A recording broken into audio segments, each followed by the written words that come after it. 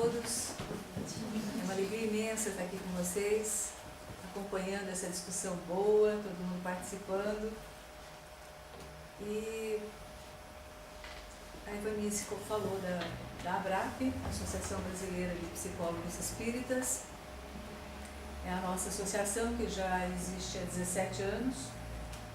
E nós fomos trabalhando as pontes entre a psicologia e a doutrina espírita. Tudo isso para colocar não só no campo da discussão, do estudo, mas para a gente também poder oferecer isso às pessoas de baixa renda, sem condição de pagar por um processo terapêutico. Então nós medimos por 5 anos os nossos atendimentos, ele ainda é bastante precário, mas ainda assim nós conseguimos fazer nesse período por volta de 250 mil consultas gratuitas.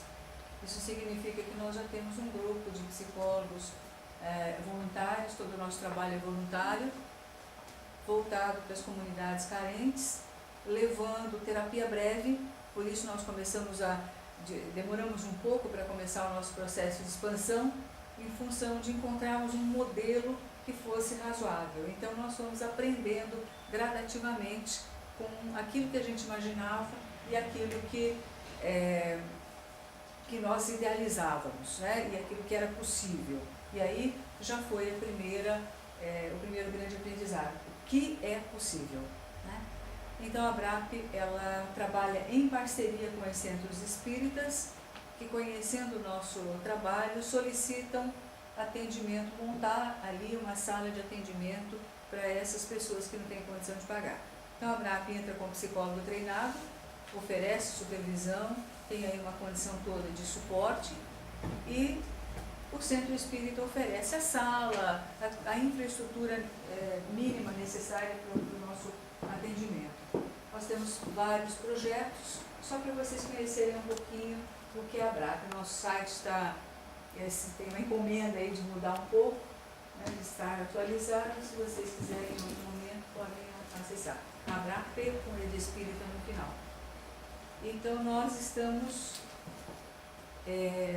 começando essa expansão há 2 anos e já estamos no Rio de Janeiro, uma cidade próxima de Sorocaba, se vocês lembram de São Paulo, que é Sorocaba. Então no Rio de Janeiro já tem a regional, Bahia já foi fundada a regional, Goiás, e temos gradativamente as solicitações e a gente vai atendendo também aos poucos, porque não é uma franquia. É um projeto de vida, onde todos nós estamos muito envolvidos. Então, esse trabalho, Espírito em Terapia, ele é fruto de um estudo comparativo que a gente tentou colocar na universidade, justamente por conta... Tem a luz aqui, eu posso pegar? Eu vou ficar aqui. Tá bom aqui? Justamente para levar essa discussão da doutrina espírita na sua visão mais científica, de mais pesquisa. Foi um certo movimento um pouquinho diferente na própria PUC, porque como é que vamos fazer esse estudo entre a doutrina espírita, o que é isso exatamente, mas eu fui para o programa de Ciências da Religião, que era o mais adequado para essa discussão, e, enfim, a coisa funcionou e o livro saiu, e essa já é a 2ª edição. Mas ninguém pretende fazer uma comparação tão extensa, nem essa é a capacidade que se tem. Então nós pegamos alguns pontos que são esses: hereditariedade, destino e fé. Eu trouxe um livro especialmente para a Ivanice, com quem eu tenho tido contato, e mais 4 exemplares que ela vai deixar aí provavelmente à disposição para quem quiser consultar. Tá? Tem um e-mail meu também, que está à disposição caso surja alguma dúvida e vocês queiram entrar em contato. Então o objetivo desse trabalho foi comparar os possíveis pontos de convergência entre a psicologia na abordagem que eu pratico, que foi desenvolvida por um médico húngaro, Leopold Sonde, radicado na Suíça após a Segunda Guerra Mundial, e a doutrina espírita em André Luiz, principalmente nesses pontos que nós colocamos: hereditariedade, destino e fé, principalmente em Evolução em 2 Mundos. Então essa já é um primeiro foco, né? Leopold Sonde, um médico judeu, foi para o campo de concentração na Segunda Guerra Mundial e tinha tudo para ser uma criatura revoltada e aprimorou sua fé justamente ali no campo de concentração. Ele estava nesse campo com todos os seus escritos e um soldado nazista bateu naquilo, jogou tudo no chão e se ele pegasse, ele corria um sério risco. Se ele não pegasse, ele ficaria extremamente, ele estava muito aflito. E vendo essa aflição, o soldado disse assim: o que é isso? Ele falou: é toda a minha vida. Aí ele fala: então pegue de volta. E o Zonde pega aquilo tudo e tira uma lição dali, como em tudo que ele fazia. E ele diz assim: mesmo num Caim sangrento, existe uma ponta de Abel, uma ponta de bondade. Ou seja, ele não se deixou levar pelo medo, pela descrença, né? Ele tirou dali um ensinamento. E essa é a tônica da abordagem zondiana que a gente pratica. Nós vimos que então são 3 aspectos: hereditariedade, destino e fé. Por que esses pontos? Porque eles são muito presentes em toda a discussão da doutrina espírita, em todos os escritos. E aí a gente tem o quê? O que é a hereditariedade? Então nós vemos que é um fenômeno de continuidade biológica, um esforço de repetir tudo sempre igual. Esse é o esforço da genética, esse é o esforço da hereditariedade. O Dr. Zonde, esse que vocês estão vendo, ele esteve reencarnado de 1893 até 1986, portanto bastante recente, e ele traz aí nessa colocação algo que já merece uma reflexão maior. Então ele diz que no homem existem partículas primitivas, materiais, imortais, que se herdam de geração em geração, de pais para filhos. E ele diz: esses são precisamente os genes, cuja manifestação, e aí está o que nos interessa, junto com as reações espirituais corporais, são as reações instintivas. O que significa isso? Que as nossas reações instintivas, elas estão contidas nos nossos genes, e que as nossas reações instintivas, na realidade, elas são reações espirituais que se manifestam de forma corporal, através do corpo, portanto. Então, nós precisamos, aí já começamos a alinhavar algumas coisas. Eu preciso que o meu instinto, a minha reação instintiva, se manifeste, e ela traz aí uma ampliação, nós temos uma ampliação de conceito. Nós temos a hereditariedade fisiológica, e nós vamos encontrar um pouco dessa fala em Missionários da Luz, de André Luiz. Missionários da Luz, quando ele trata da reencarnação de Segismundo, não sei se vocês conhecem essa obra, se todos já leram, e sim vocês vão se lembrar da reencarnação de Segismundo. E ali, André Luiz, ele traz alguns aspectos extremamente interessantes, né? Ele se refere, naqueles tempos, a um gen do caráter. E esse gen do caráter, ele começou a ser pesquisado e discutido justamente na Universidade de Londres, há uns 15 anos talvez, ou menos até.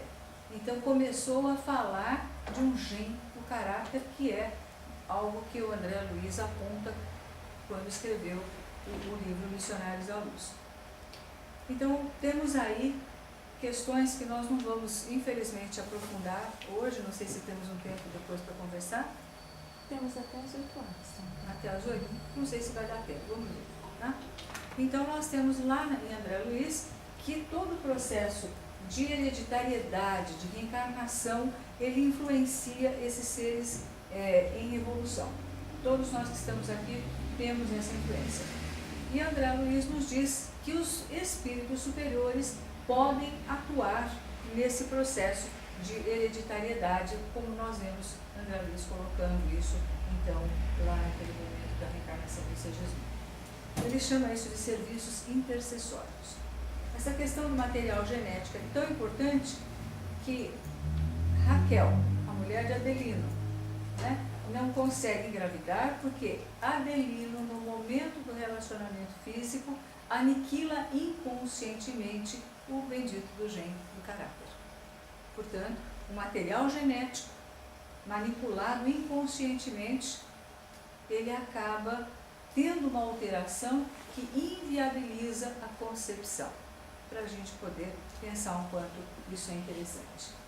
Ele continua dizendo que a criatura humana herda tendências e não qualidades. E hoje, na discussão do texto da Joana, vocês abordaram várias vezes, falaram várias vezes a palavra tendência. Então, para a gente fazer um recorte, como também se falou bastante sobre ego, esse conceito ele muda de acordo com que abordagem que estamos trabalhando. Então, o ego visto por Freud, ele tem um entendimento. Ele é visto de uma determinada forma. Se você pega um outro pesquisador, um outro autor na área de psicologia, nós vamos encontrar o ego com uma conotação um pouco diferente. E esondianamente vocês vão ver que ele tem uma outra característica, que bate muito com o que se entende na doutrina espírita. Então, ele diz assim, olha, a criatura humana herda tendências e não qualidades. Ou seja, não é boa nem ruim. É o que aquele espírito vai utilizar, o que ele fizer em cima daquela tendência. Emmanuel, em 58, se refere a uma hereditariedade psicológica, que a gente normalmente fala em hereditariedade fisiológica, mas Emmanuel ele acaba se referindo em Pensamento e Vida, falando da hereditariedade psicológica. E ele diz que no momento da concepção, as células germinais, o espermatozoide e o óvulo, né, eles reproduzem no momento da formação do novo corpo os clichês da consciência. Né? Então ele reproduz ali não só naquela união dos dois gametas, não só a questão da cor do cabelo, do tipo físico, mas uma certa forma de ver e de reagir diante da vida. Então o que acontece? Naquele momento em que o óvulo e o espermatozoide se encontram, um diz para o outro, eu trago aqui toda a história da humanidade vista do ângulo da minha família. E o outro diz, e eu trago aqui toda a história da humanidade vista pela ótica da minha família. E naquela fusão, nós temos duas visões da história da humanidade.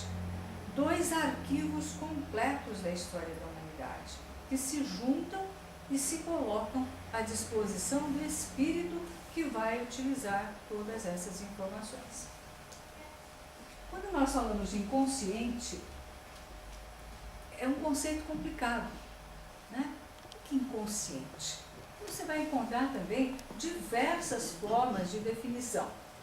Nós vamos encontrar no conceito de inconsciente todo o nosso registro, toda a evolução do princípio inteligente.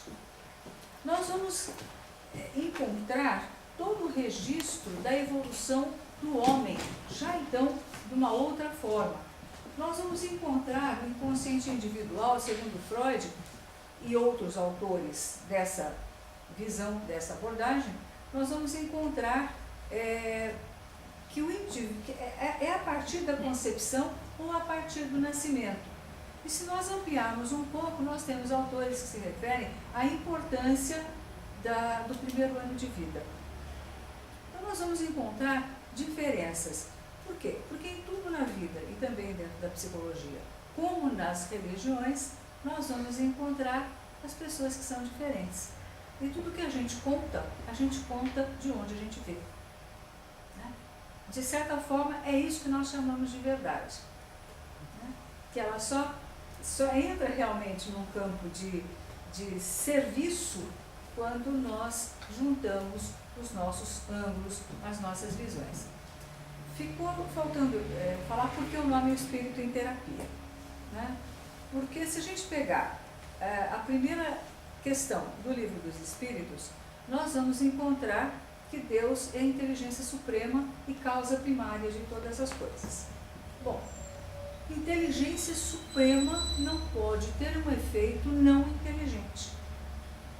E essa é a única coisa que Deus não consegue: fazer imperfeito, fazer errado, fazer tudo. Quando nós falamos em espírito, nós já estamos nos referindo, então, nesse campo da evolução, como Kardec coloca no Livro dos Espíritos, ali no capítulo onde ele aborda a questão dos 3 reinos, nós vamos encontrar lá na questão 607, 607A, temos ali a questão da dotação do espírito. Kardec explica isso. Então nós vamos encontrar um ser, um espírito, um núcleo, um campo informacional, algo que estruturalmente é perfeito e é de inteligência ilimitada. No entanto, como Kardec também nos diz, criados simples e ignorantes no sentido da falta de autoconhecimento, portanto, ignorante no sentido de falta de conhecimento. Então, nós vamos encontrar aí uma série de questões, quando se fala do espírito em terapia, aquilo que já tem inteligência limitada, aquilo que foi criado de Deus, a verdade não precisaria fazer terapia. Mas nós colocamos terapia e não psicoterapia.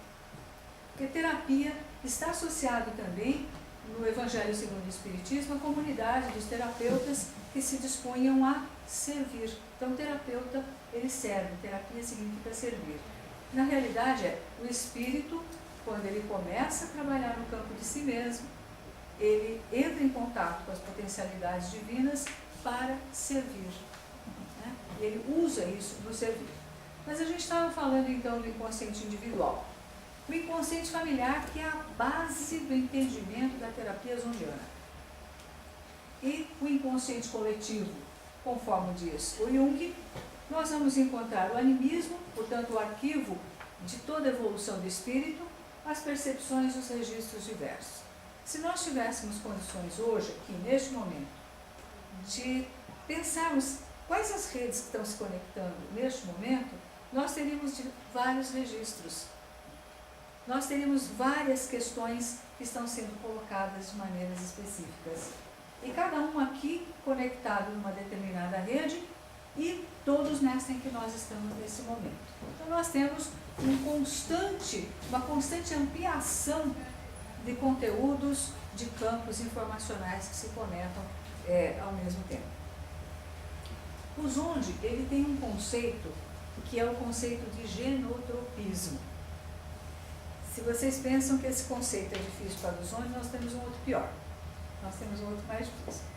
Então, o Zonde diz assim, que nós, na realidade, escolhemos as pessoas, os objetivos, as atividades, como se nós tivéssemos um radar. Na verdade, nós nos escolhemos por semelhança. E ele diz que essa semelhança está no inconsciente familiar.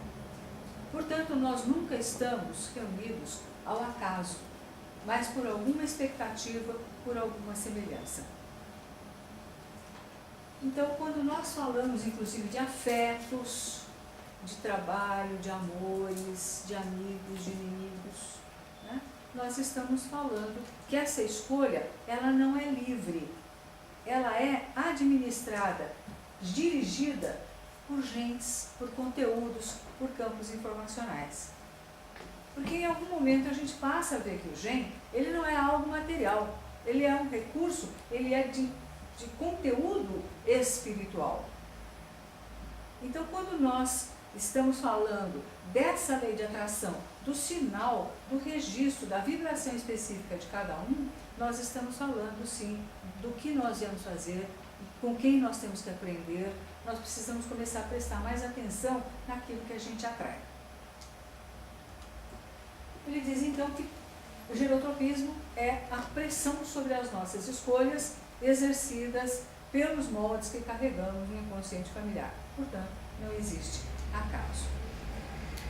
E aí, André Luiz, em Evolução em Dois Mundos, fala de um outro conceito que é muito semelhante, que é o de quimiotropismo. E para falar do quimiotropismo, ele dá um exemplo do ouriço do mar. Vocês conhecem a imagem do ouriço do mar? Ele parece um espinho, né? Um conjunto de espinhos. E ele coloca a situação assim, que um ouriço macho, está passando. A ouriça, não existe essa palavra, mas enfim, ouriço fêmea, deixa os seus óvulos no fundo do mar, eles não se encontram, o ouriço está passando, sente alguma coisa que o atrai, que o chama para alguém ou para algo, enfim, da sua espécie, e vai lá e fecunda os óvulos. Então, é uma fecundação, uma procriação assexuada, né, e externa. Ele deixa lá, ela vai lá, deixa os óvulos e vai embora. E ele passa, sente-se atraído, vai lá e fecunda os óvulos da fêmea, da sua espécie. Não é um tubarão, não é um peixe-espada, não é uma lagosta. É aquele com quem ele tem um vínculo. Mas isso não é atávico, isso é vibratório. Isso é energético, isso é vibratório, isso é desses campos que se atraem. Quando nós falamos da concepção humana, nós também dizemos o seguinte, que o espermatozoide mais rápido vai lá e fecunda o óvulo, não é assim? Uhum. Mas pesquisas modernas, e esse exemplo nos mostra, que o óvulo também diz assim, você entra. É você que está em sintonia com a necessidade que envolve este e aquele que virá. Então, essa questão do quimiotropismo descrita dessa fórmula, como coloca André Luiz, mas que em síntese é essa lei de atração. Um outro aspecto que a gente comparou foi o do destino. Por quê? Porque destino também é uma palavra muito tocada, muito citada na doutrina espírita. Mas não é um destino esotérico, é um destino, conforme diz aqui os Zonge, é um conjunto de possibilidades herdadas e livremente elegíveis para a nossa existência. Olha, possibilidades herdadas, livremente elegíveis. Será que nós fazemos uma escolha tão livre? Então isso é meta, isso é algo a se construir. Então quando nós falamos de destino, nesse entendimento é assim, eu vou viajar, eu e meu irmão. A rigor, ele tem na mala dele as mesmas coisas que eu. No entanto, na hora de usar, eu pego uma calça preta e ponho com uma blusa branca. E ele pega a calça preta e põe com a blusa azul. E nós temos tudo isso na nossa mala. Mas a nossa mala não tem tudo. Tem aqueles itens que são necessários para esta viagem. Então nós vemos que para esse autor existe um destino oculto na vida do homem.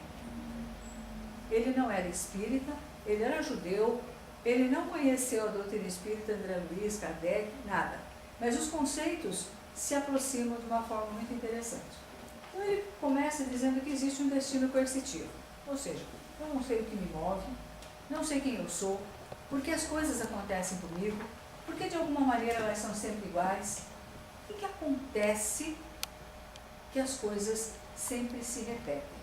Então ele chama isso de destino coercitivo. Esse nome tem toda uma explicação e ele diz que a meta é chegarmos a um destino de livre escolha. Ele não fala livre-arbítrio. Ele fala livre escolha. Por quê? Porque livre escolha é um conceito menor. Livre-arbítrio, vamos imaginar um juiz que entra para apitar um jogo de futebol. O que se espera dele? Que ele conheça todas as regras do jogo. Que ele conheça tudo e consiga ajuizar, julgar.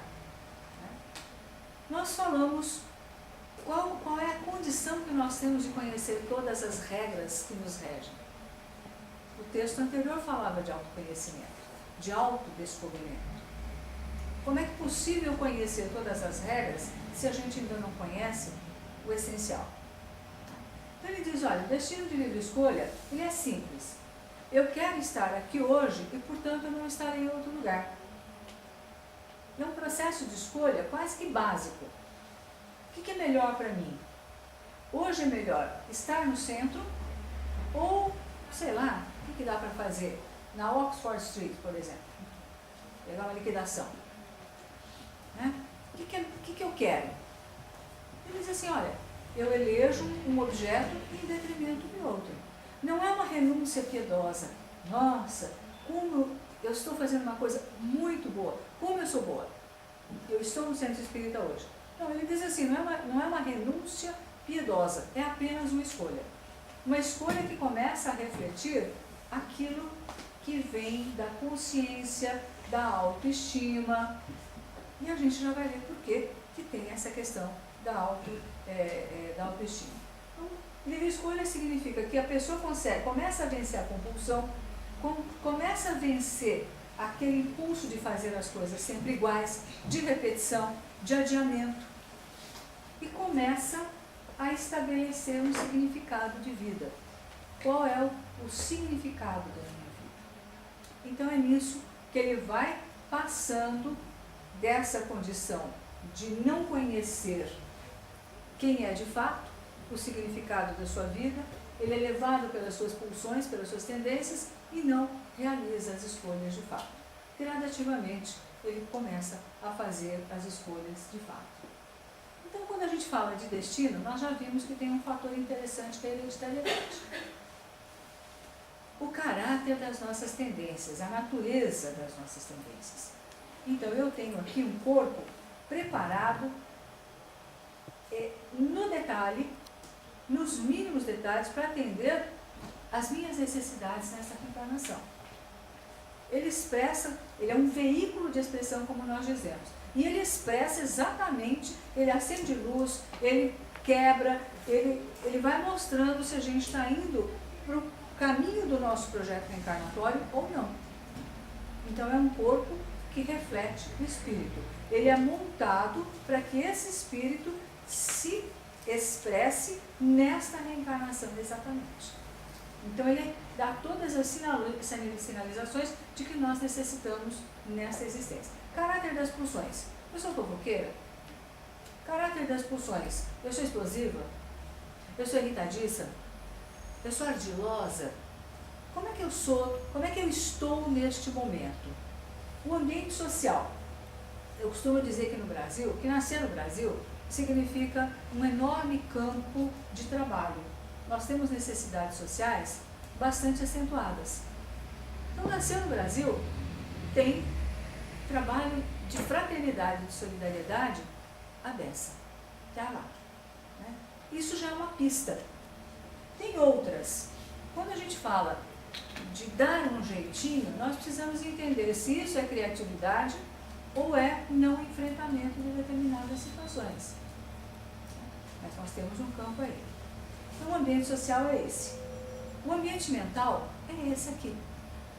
É um ambiente onde nós vamos discutir no campo das ideias, da filosofia, da religião, onde nós nos encontramos para discutir significado, onde nós nos reabastecemos para depois levarmos para diante, para fora daquele ambiente mental, aquilo que foi discutido, aquilo que foi internalizado, aquilo que nos tocou, aquilo que aprendeu, aquilo que nos reabasteceu de alguma forma. O ego, e vocês vão ver que o ego aqui é diferente, porque esse livro tem uma capa que é uma ponte. Porque o conceito de ego para o Zonde, o símbolo desse ego é uma ponte. Porque ele diz, olha, não é bom nem ruim, é o que você fizer. A ponte, ela vai integrar, ela vai te ajudar a superar obstáculos, ela vai sinalizar o seu caminho, ela vai construir possibilidades. Então, no nosso entendimento, a vida é um processo de construir pontes, de superar dando significado, de encontrar um meio de utilizar aquilo que é a nossa ferramenta de uma forma adequada. E, acima de tudo isso, o espírito que tem à sua disposição todas essas condições, como nós vimos anteriormente, a hereditariedade, a natureza das nossas tendências, o ambiente social, o ambiente mental, o ego, o espírito faz as suas escolhas gradativamente. Então o Dr. Zonde ele diz que o espírito ele não adoece. E alguém colocou alguma coisa semelhante aqui, né? O espírito, aquilo que traz em si a identidade divina, isso não adoece. Né? O que adoece, o que nos mostra a dificuldade de exercitarmos as nossas escolhas, são as tendências. Elas que nos sinalizam. Então eu dou um exemplo, que é o exemplo do psicólogo. Exemplo do psicólogo. Vocês acham que é natural, normal, alguém passar 30 anos trancada numa sala ouvindo problemas? Porque ninguém entra para falar, olha, vim para te contar, marquei consulta para te dizer que está tudo ótimo. E sai e ainda paga uma consulta. Para dizer que está ótimo. Bom, aí o que acontece? Sai da porta, daquela porta para fora, ninguém mais toca no assunto, é uma coisa esquisita. Se alguém quiser falar, não, mas sabe aquilo que eu te contei? Não, não existe. Para fora da sala não existe aquela situação. É só lá dentro. Não é isso? Então, o que eu preciso ter? Que coisa perceptória, né? Essa questão de você ficar trancado numa sala, depois não pode falar mais nada lá fora, né? Eu imagino o seguinte, se eu contar para vocês que como psicólogo, vocês acham que eu não gosto de saber da vida alheia? O psicólogo adora ouvir a vida dos outros. Só que está do outro lado da mesa. Está do outro lado da mesa, por quê? Porque você está canalizando as suas tendências de forma socialmente aprovada e produtiva, transformando as suas tendências em qualidades. Eu tenho uma tendência que é ouvir falar da vida do outro. E se eu não fizer aquilo que eu vim para fazer, que é o que consta no meu projeto reencarnatório, em que ao mesmo tempo eu me construo, eu me organizo, eu vou me trabalhando do lado, no aspecto saudável da tendência. Se eu não uso isso, eu não tenho mais como mudar. Eu não tenho genes para tudo, eu tenho para aquilo que eu vim fazer. E se eu vim, não, mas o espírito tudo pode, mas se ele ficar perdido nessa ampliação imensa, ele não tem foco na existência. E a existência é foco. Você veio para fazer um tanto de coisas. Tanto que no projeto reencarnatório, a gente vai ver, a gente fala, puxa vida, né, vou fazer uma reencarnação primorosa, maravilhosa, bota aí 20 objetivos. A espiritualidade fala, menos. Vou botar umas 2 ou 3 coisas para você dar conta. Porque senão você ainda vai voltar mais complicado. Porque você vai se perder, vai perder o foco. Então, quando a gente fala da questão, por exemplo, do psicólogo, eu brinco com vocês que eu gosto ou não gosto de ouvir falar da vida alheia, se eu não tenho foco, não coloquei isso de forma canalizada, socialmente aprovada e produtiva, como diz o João, ou transformando tendências em qualidades, o que vai acontecer? Eu vou ficar no muro da minha casa. Chegou tarde.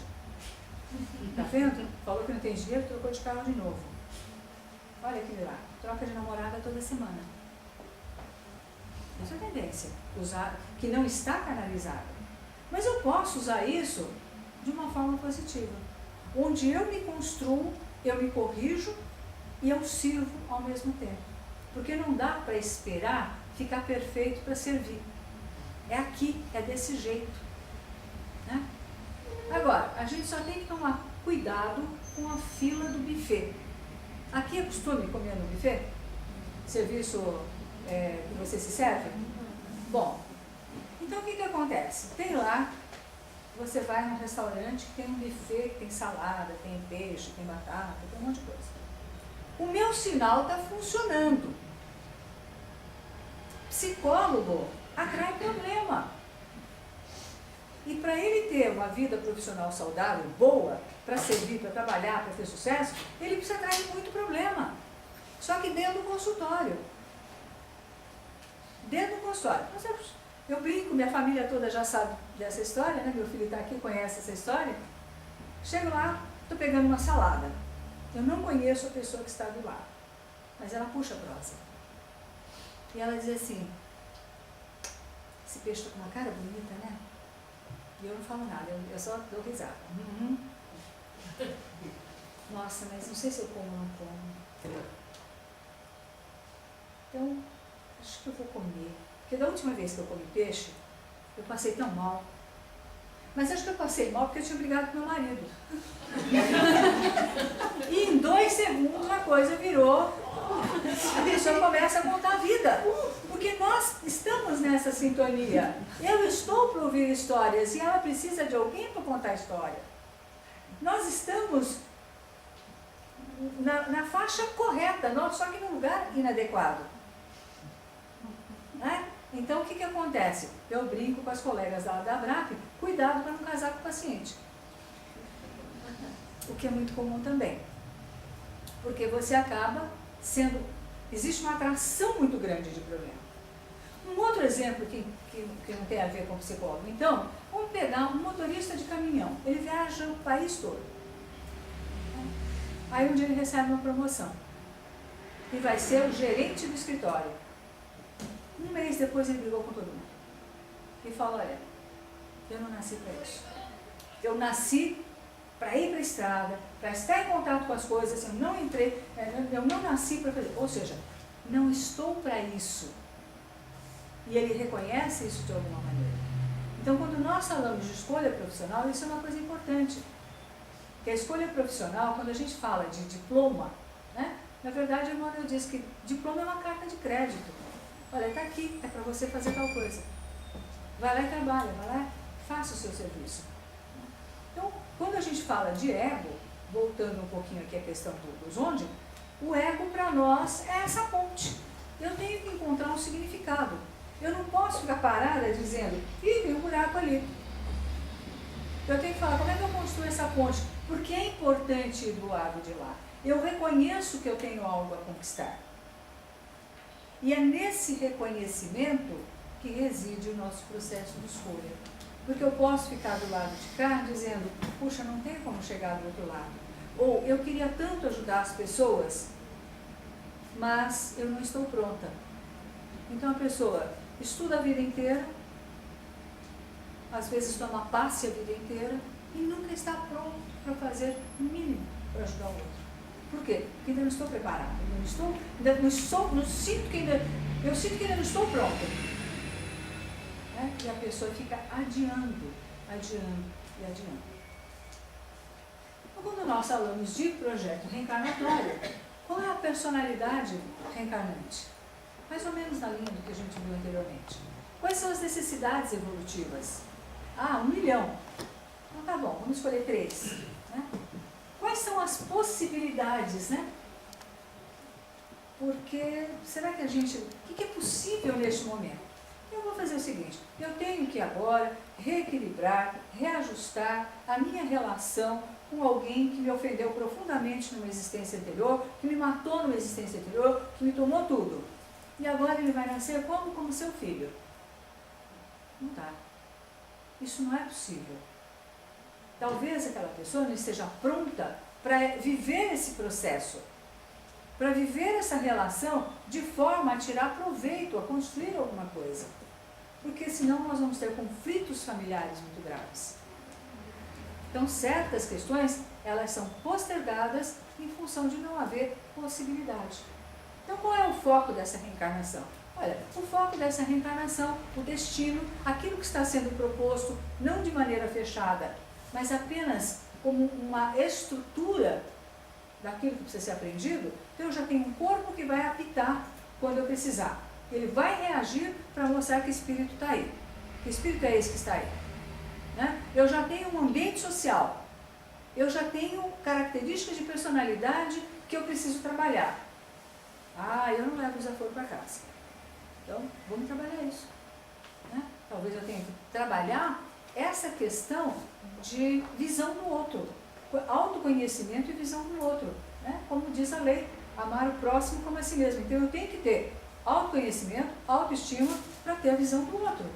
Senão sou eu no mundo. E o mundo é para mim. Né? Então, essa relação é interessante porque tudo na nossa existência é relacional. Tudo o amor é ao próximo, mas antes tem amar a si próprio. Né? A fé é relacional. Nós não temos nada isoladamente. É tudo em constante interação. Essas aí são imagens do Missionários à Luz, justamente no momento da concepção do Segismundo. Nós temos aqui, no primeiro quadro, Alexandre, André Luiz, Segismundo, que já perdeu aí nesse momento muita matéria, aspas, matéria mental, matéria espiritual. E lá atrás nós temos que hoje está tudo bem entre Raquel e Adelino e um garotinho que é o filho deles que está jantando. Eles estão aí numa atitude carinhosa, diferente daquela que Adelino estava demonstrando em tempos anteriores. Sujeito a pesadelos, sujeito a terror noturno, a distanciamento da esposa. Por quê? Porque chegava aquele espírito que ele não reconhecia, mas ele reconhecia aquele sinal, que era o sinal do Segismundo, que se aproximava com todo aquele grupo de espíritos tentando conciliar as relações.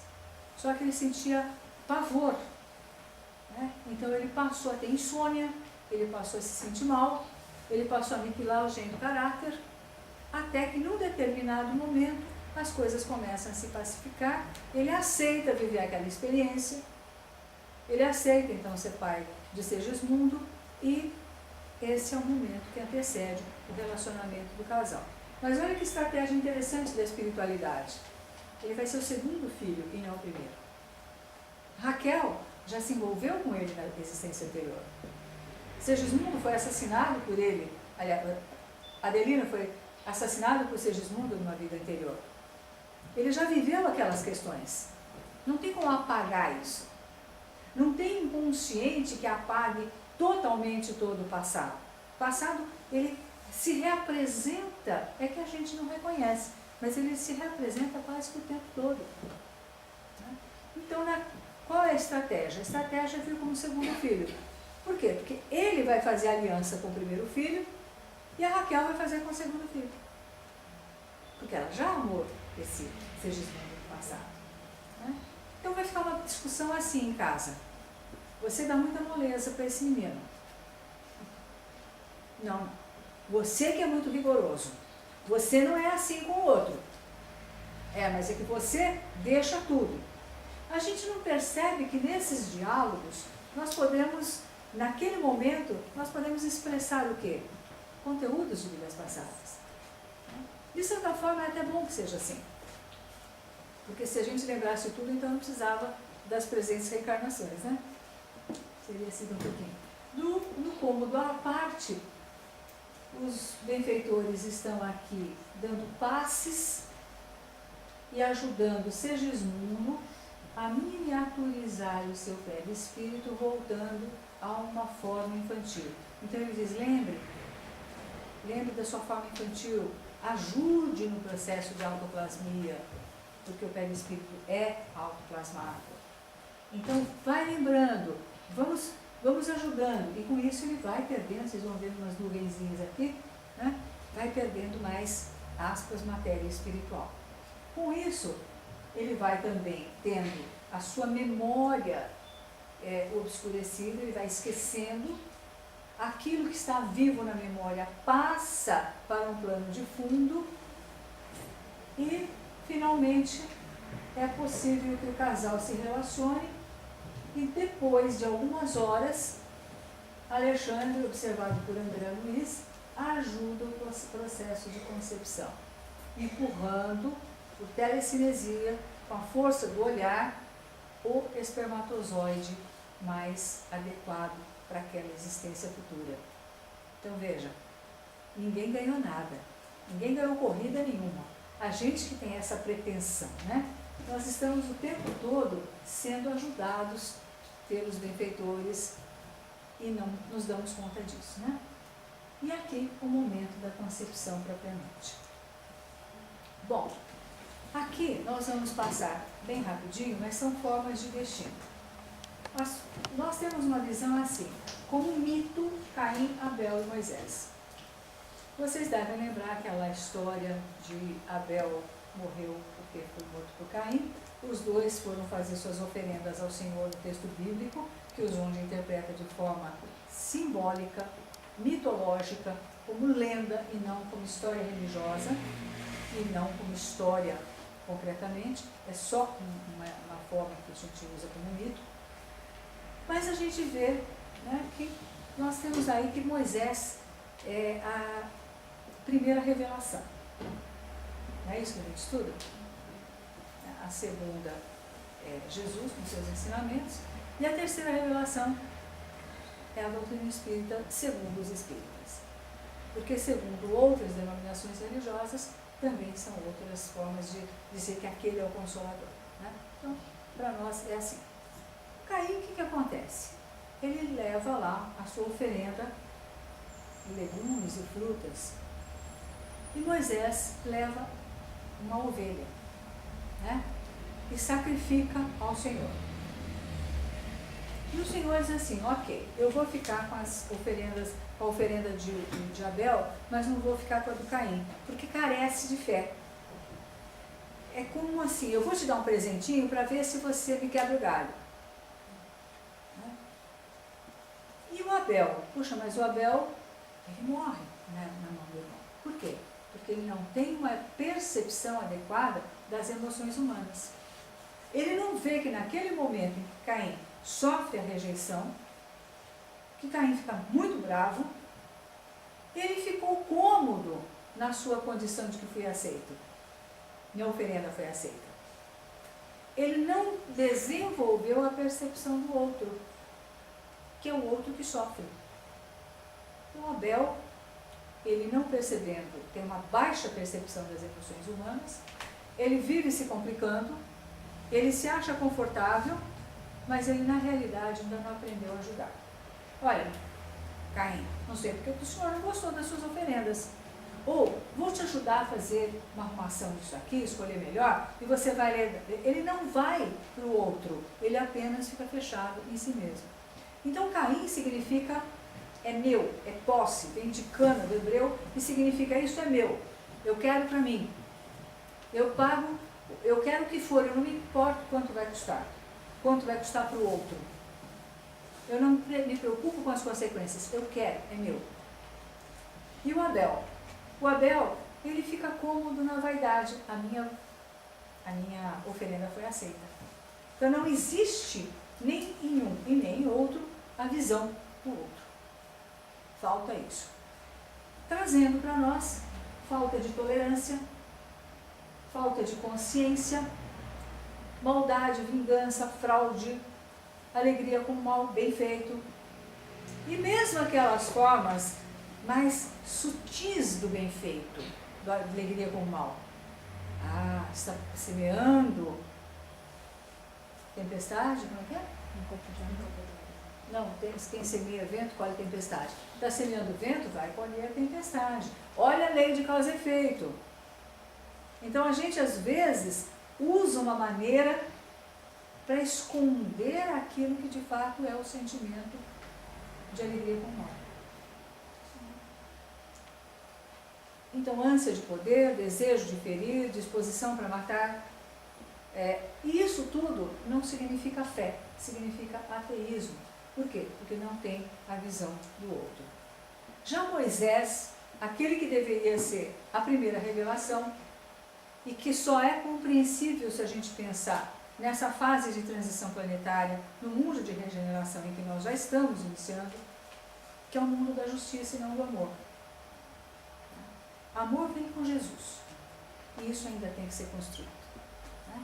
Então nós já entramos no Moisés, que ainda não está constituído, ele está anunciado e vivenciado gradativamente, por poucos. Aos poucos a gente vai fazendo a transição. Então, consciência escrupulosa. O que é certo? O que é correto? Isso deve ser feito? Isso é justo?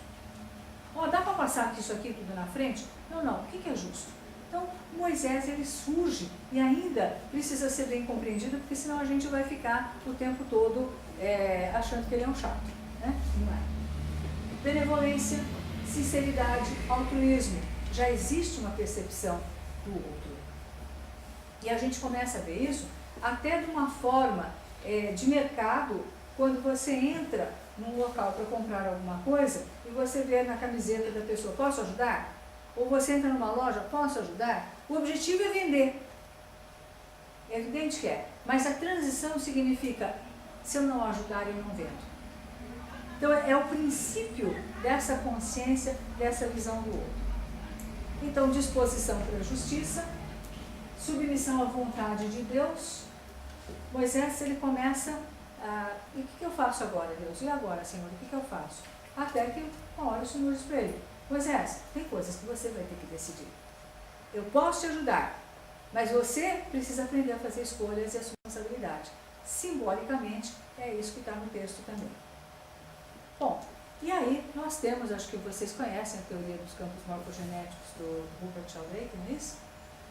Eu tive uma oportunidade de trocar alguma correspondência com ele na época de escrever, e ele diz o seguinte, né?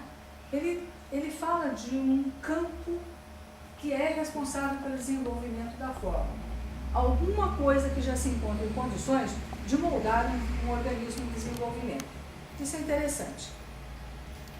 Para ele, o universo funciona por hábitos. Eu não sei se vocês conhecem algum trabalho dele. Bom, ele é inglês, tem um trabalho muito consistente, muito interessante. Morou muito tempo na Índia, casou-se com uma mulher inglesa lá que se conheceram na Índia, e ela, não sei se ainda faz, mas fazia canto xamânico, e ele, católico, mas acabou se envolvendo muito com a questão da Índia e acredita em reencarnação, porém não para todo mundo, em alguns casos. Então ele tem umas questões assim bastante interessantes. Qual o nome dele? Desculpa. Rupert Sheldrake, escreve-se Rupert Sheldrake. Então, para ele diz que o universo funciona por hábitos. E a gente vai entender, como Kardec diz, que a educação é um hábito adquirido, é um hábito constituído. E aí a gente pensa um pouquinho junto. E não por leis imutáveis. Então ele diz assim, que a repetição de determinados comportamentos, de determinados eventos, acaba, com o passar do tempo, criando um campo, um modelo que funciona como um organizador invisível. Para dar um exemplo disso, ele dá dois exemplos muito conhecidos. Ele diz assim, do ratinho. É um modelo de labirinto, não é o mesmo labirinto. Né? É um modelo de labirinto, e esse experimento foi feito em vários lugares do mundo.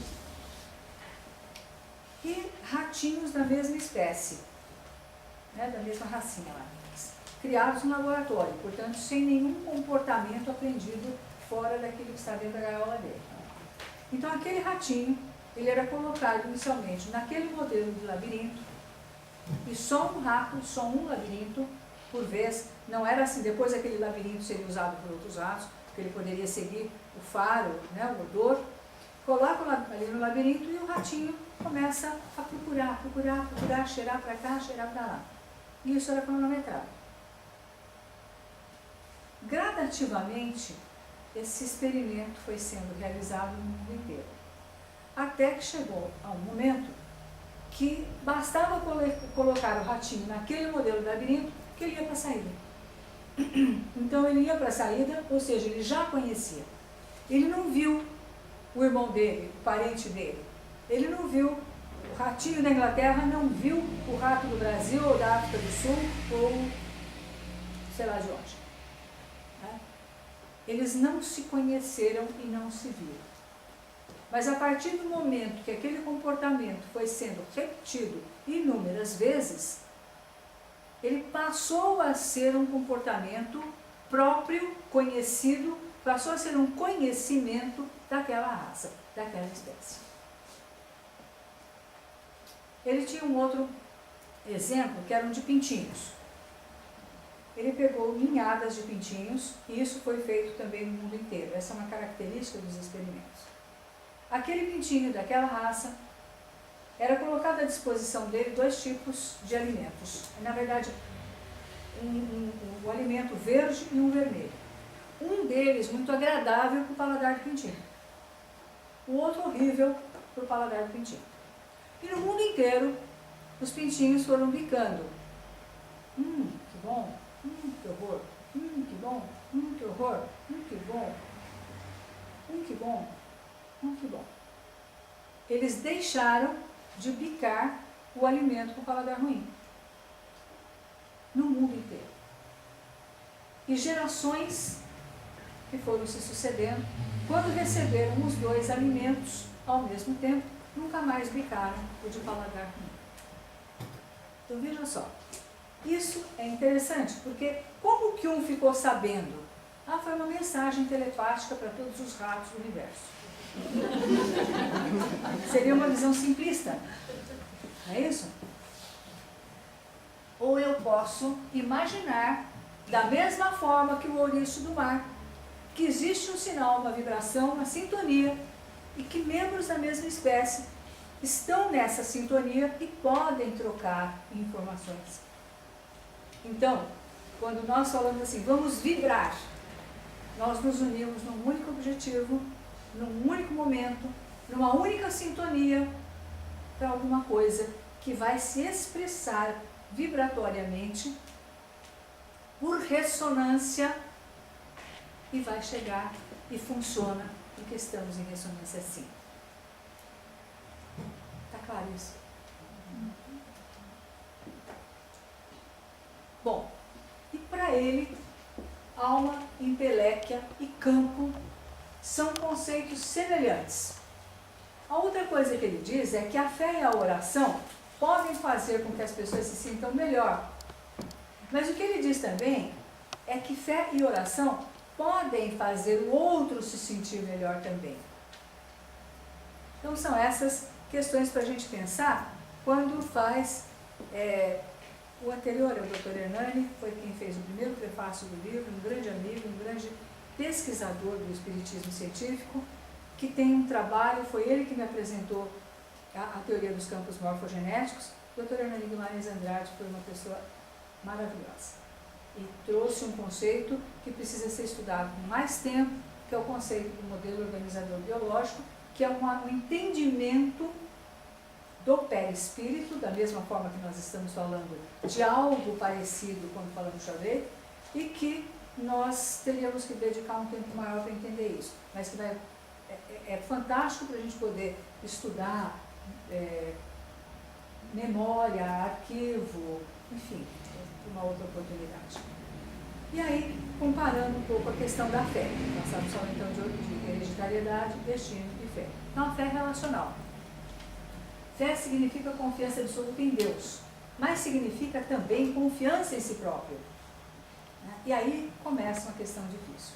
Se eu não tenho confiança em mim mesmo, como é que eu posso ter fé? Será que aquilo que eu estou chamando de fé não é uma relação de dependência? Eu chamo de fé e deixo tudo nas mãos de Deus. O que Deus quiser. Às vezes a pessoa está sofrendo, né? Como é que você vai? Como Deus quer. Eu fico pensando, né? Poxa, esse Deus deve ser um horror, porque eu que não sou um grão, né? Quero o melhor para meus filhos. Deus quer o pior. Como que é isso? Que conceito de fé é esse? Então a gente precisa entrar nesse campo. Então a fé, na realidade, ela envolve autoconhecimento e autoconfiança. Como é que faz autoconhecimento? Autoconhecimento. Não tem um momento em que a gente passe a ter autoconhecimento. Nós estamos nos conhecendo desde sempre. Desde das nossas reencarnações primitivas, primeiras, até agora. E o nosso processo de autoconhecimento vai durar até a condição de espíritos perfeitos. Porque tem muita coisa dentro de nós. Se a gente começa a pegar a condição, o gancho, né, de se perceber um espírito 24 horas por dia, o que é coisa difícil, se a gente fala, sou um espírito, e se coloca na vida como um espírito, a gente já começa a pegar um pouco a questão do destino mais consciente do processo de escolhas. Eu sou um espírito. Isso faz uma diferença enorme. Eu sou um espírito criado Nós vamos falar de tudo aquilo até o momento em que somos dotados, como diz Kardec, de espíritos, da condição de espírito. A partir dali, será que eu conheço tudo? Eu não sei nem o que me move. Eu não sei nem como é que funciona esse processo de, na hora da concepção, você vai ser fígado, você vai... Como é que é esse processo de mitose? Como é que é esse processo de multiplicação celular? Como é que uma vai ser olho e a outra vai ser unha? Nós não conhecemos isso. Esse processo. Como é que nós vamos saber tudo que está dentro de nós? Sois deuses.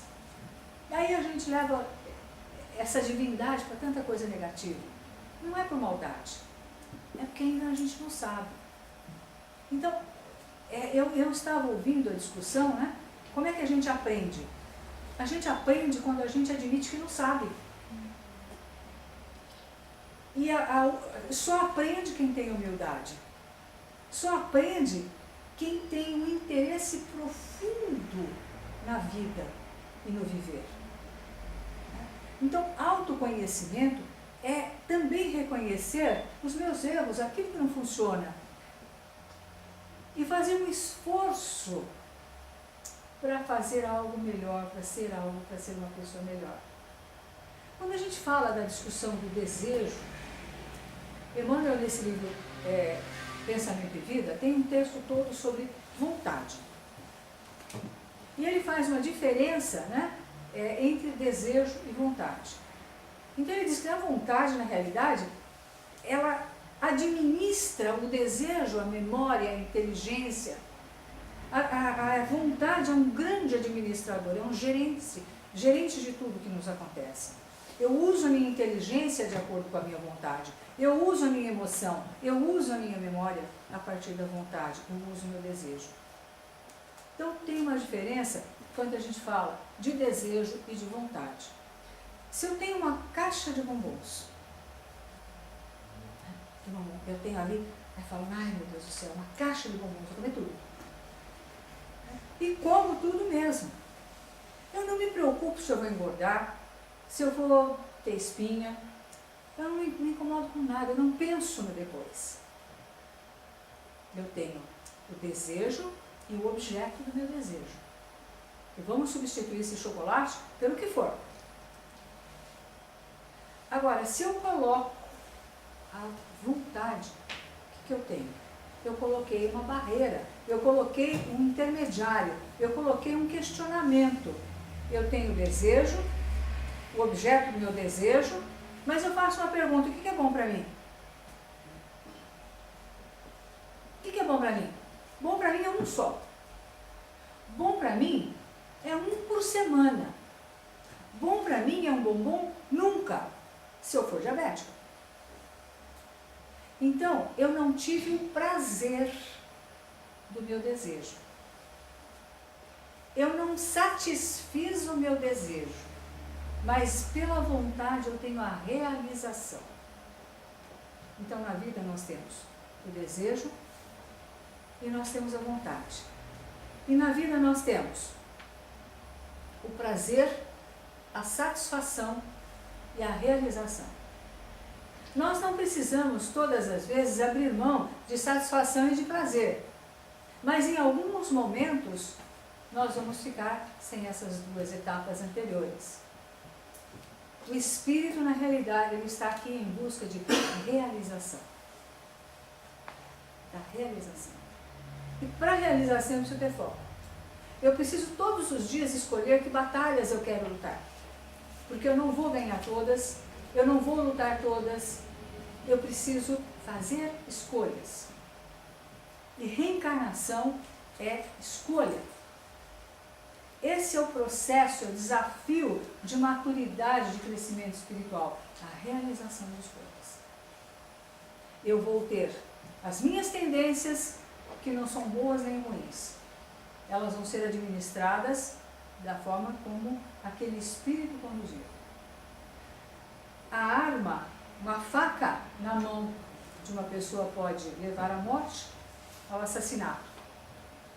Pode levar ficar salsinha na cozinha. Ou pode estar na mão de um médico salvando vidas. A tendência é a faca. O que muda é o espírito que usa aquela faca. E o que nós temos é que, através das reencarnações, muitas vezes nós vamos usando a faca da melhor maneira possível. Ou seja, nos recompondo, nos reequilibrando, nos estruturando nas nossas tendências, utilizando da maneira apropriada, da maneira positiva, transformando tendências em qualidades. Então nós temos aí essa visão dos fatos.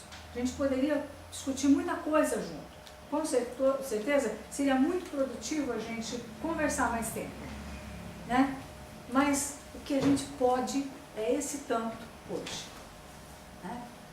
Então, quando a gente fala da fé, o Zonde diz que não se pode viver sem fé.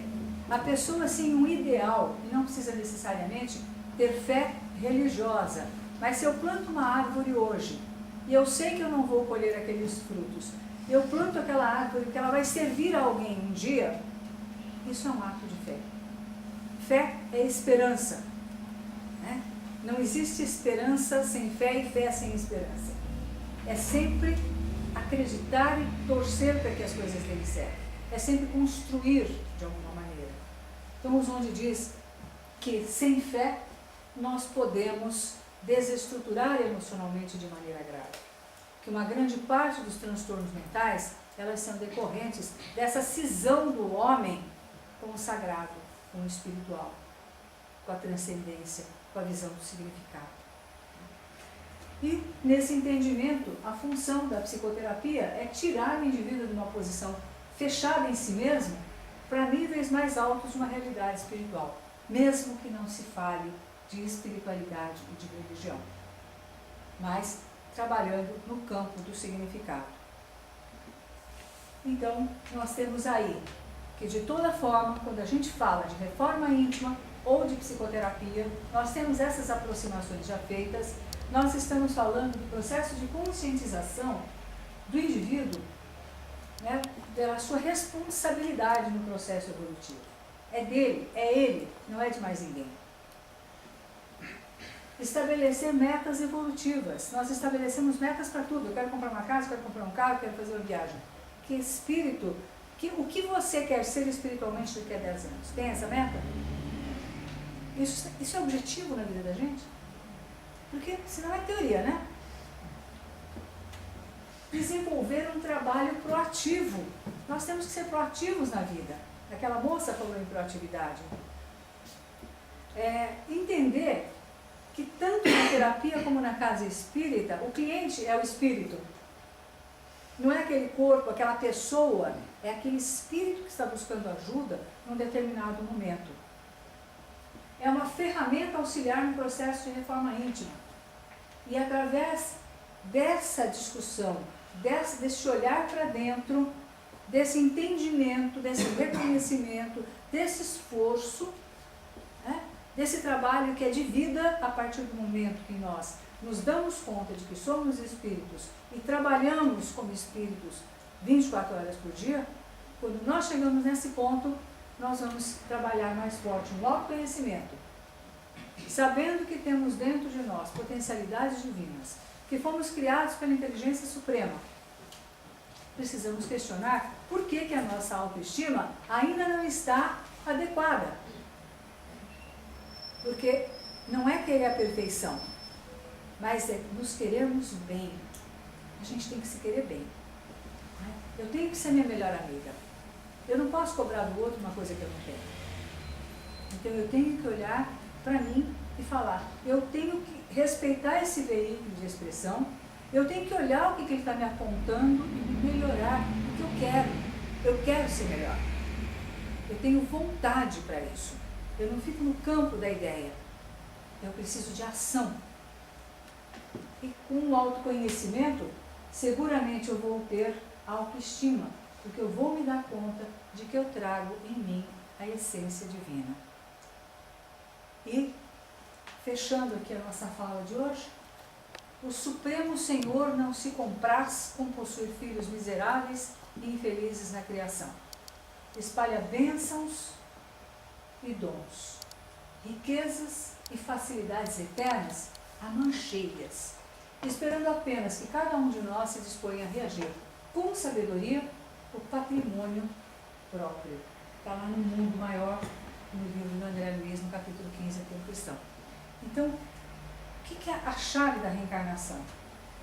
Disponha a reger com sabedoria o patrimônio próprio. É desenvolvermos a sabedoria e usarmos essa sabedoria para administrar, para organizar aquilo que nós já temos. Então não existe terapia, não existe reforma íntima, não existe pedagogia de fora para dentro.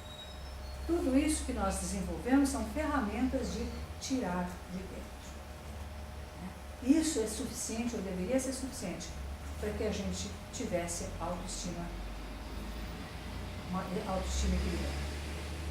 Gradativa, relativa, para este momento de evolução.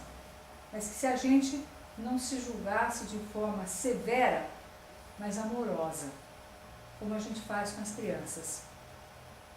Que a gente se olhasse ainda como as crianças de Deus. Que Ele nos ama, que Ele nos dotou de si próprio, porque não tem outro jeito, e que a gente se olhasse com esse amor, com esse carinho, estabelecendo essas metas evolutivas, construindo um caminho de fraternidade e solidariedade, que é o caminho que cabe agora para o mundo de regeneração. Muito obrigada.